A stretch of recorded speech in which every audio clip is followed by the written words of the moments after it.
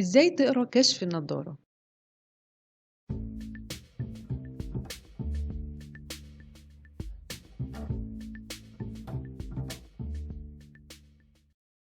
أهلا بيكم في حلقة جديدة من برنامج الأوكيوليست ياسمين سعد. اتكلمنا عن عيوب الإبصار من طول نظر وقصر نظر وأستجماتيزم، وطبيعي قلنا إن علاجهم هو النضارة. طيب لو أنت عملت نضارة والدكتور كتب لك كشف النضارة وأنت عايز تقراه ومش فاهم منه حاجة، الفيديو ده هيقول لك بمنتهى البساطة والسهولة إزاي تقرا كشف مقاس النضارة بتاعك. أولا بيجي الكارت بتاع النضارة في شكل جدول زي الآتي: سفير، سلندر، أكسس، أو دي وأو إس. إيه الطلاسم دي؟ نيجي أول حاجة خالص هي السفير. سفير يعني مقاس العدسه بتاعتك هو ايه؟ كام درجه وهو ماينس ولا بلس؟ قلنا برضو قبل كده انه لو كان ماينس معناها ان عندك قصر نظر، ولو كان بلس معناها انه طول نظر. فالرقم اللي قدامي ماينس 2، يعني انت كده عندك قصر نظر بمقدار درجتين. طيب دلوقتي انا عايز اعرف ده في عين اليمين ولا في عين الشمال.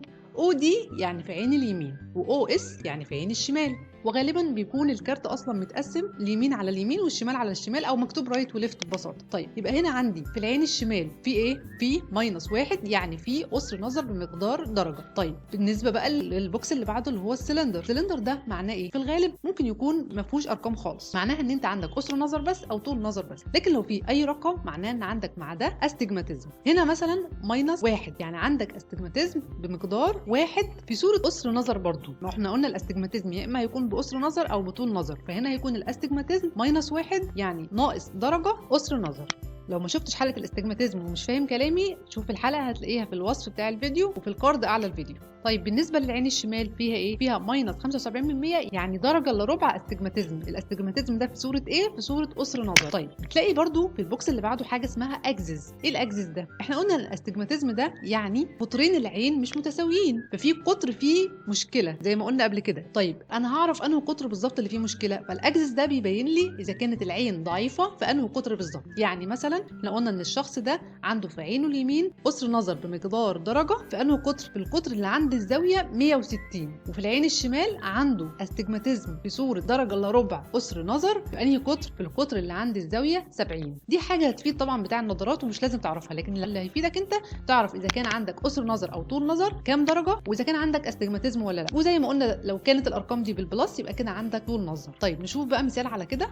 قدامي كارت قرايه نظر اهو، يلا نقول ده عنده ايه. هنا برضو مقسم البوكس الرايت وليفت، يعني العين اليمين لوحدها والشمال لوحدها. بالنسبه للعين اليمين عنده في السفير يعني مقاس العدسه بتاعه قصر نظر بمقدار درجتين، عشان هو بالماينس يبقى قصر نظر، وعنده استجماتيزم في صوره قصر نظر بمقدار درجه في القطر اللي عند الزاويه 90. ده بالنسبه لعينه اليمين. طيب بالنسبه لعينه الشمال هنا بالبلس. يعني ايه بالبلس؟ يعني عنده طول نظر يبقى قوة العدسة بتاعته بلس 1، يعني عنده طول نظر بمقدار درجة، وعنده كمان استجماتيزم في صورة طول نظر بمقدار نص درجة في القطر اللي عند الزاوية 180. طيب لو نلاحظ هنلاقي مكتوب في السفير في العين الشمال بلس 2. يا ترى ده ايه؟ كلنا عارفين ان في حاجة اسمها نضارة قراية. لو الشخص ده عنده ضعف نظر وفي نفس الوقت ما بيشوفش القريب كويس فبيكون محتاج نضاره قرايه. وزي ما قلنا في حلقه طول النظر انه الشخص اللي عنده طول نظر اصلا بيحتاج نضاره قرايه في سن صغير، فهنا بلس 2 يعني هو محتاج نضاره قرايه مقدارها 2. عموما نضاره القرايه دي بتكون درجتها من بلس نص لحد بلس 2.5 على حسب سن المريض. بكده تكون الحلقه خلصت، يا رب تكون مفيده. ما تنسوش تعملوا لي اشتراك للقناه، ولو حاسس ان المعلومات مفيده يا ريت تشاركها مع اصدقائك. شكرا لكم، سلام عليكم.